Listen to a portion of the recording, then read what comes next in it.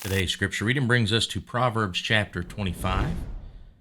Being that the last video was so long, I'm going to shorten this one up a little bit.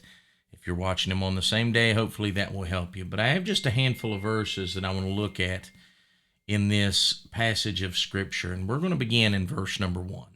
Verse number 1 says, "These also are the Proverbs of Solomon, which the men of Hezekiah, king of Judah, copied out." What's interesting about this verse is that this information, this wisdom, was in some other book somewhere. Okay, it doesn't say where. But the men of Hezekiah, king of Judah. Hezekiah was a king, and he was a good king. He enacted some good spiritual reforms upon the land. They took the time to make sure and take the wisdom that was hidden and make it available unto the masses. See, you and I need to make sure that whatever wisdom is passed on to us, that we have access to, that we don't just hog it for our own glory, but that we share it for others so that they may grow in knowledge of the things of God as well. All right, moving on to verses 4 and 5. They go together, but I'm dealing with mainly verse number 4. Verse number 4 says, "Take away the dross from the silver, and there shall come forth a vessel for the finer. Take away the wicked from before the king, and his throne shall be established in righteousness." I want to look at just verse number 4 is, "Take away the dross from the silver." The dross is imperfections.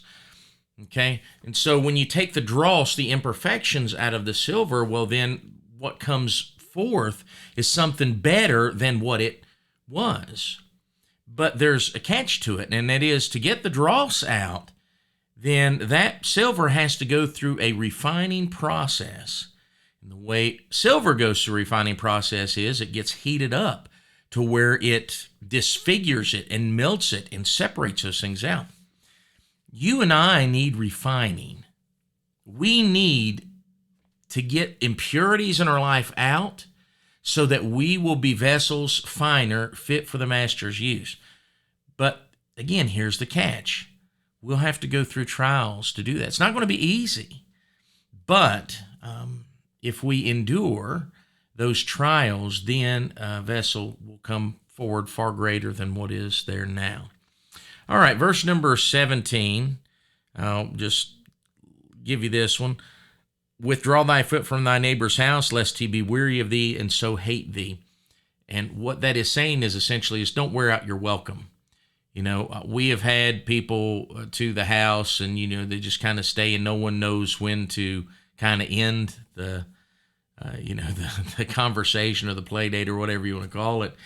And, it's uncomfortable. And that's why if you're visiting someone's house, it's incumbent upon you to make sure that you do not overstay your welcome, but that you remove yourself before it becomes a bad situation such as that.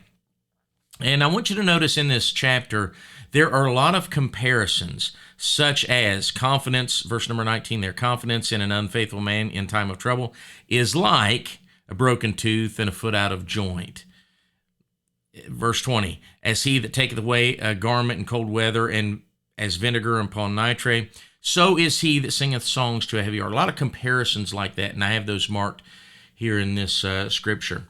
Verse number 21 and 22, they're familiar probably to you, but it says, verse number 21, "If thine enemy be hungry, give him bread to eat. If thy enemy be thirsty, give him water to drink." Now, we've heard all this because of the next verse, and it says, "For thou shalt reap coals of fire upon his head." I have heard that, and I've thought of that many times. When you're being kind to your enemy, you're reaping coals upon his head. But it doesn't stop there. See, there's an "and" after that. And it says, "For thou shalt reap coals of fire upon his head, and the Lord shall reward thee." It's a twofold promise there. It's not just making them feel bad, but it's that God will bless you for doing such a thing as that, because that's being Christ-like. When Christ was reviled, he reviled not again. And then lastly here, verse number 28, "He that hath no rule over his own spirit is like a city that is broken down and without walls." What that means is one that has no rule over their own spirit, one that has no self-control. They are shipwrecked and easily spoiled. So if we do not have control over our own spirits, if we do not exhibit self-control, then our lives will be shipwrecked and they'll be easily spoiled by Satan.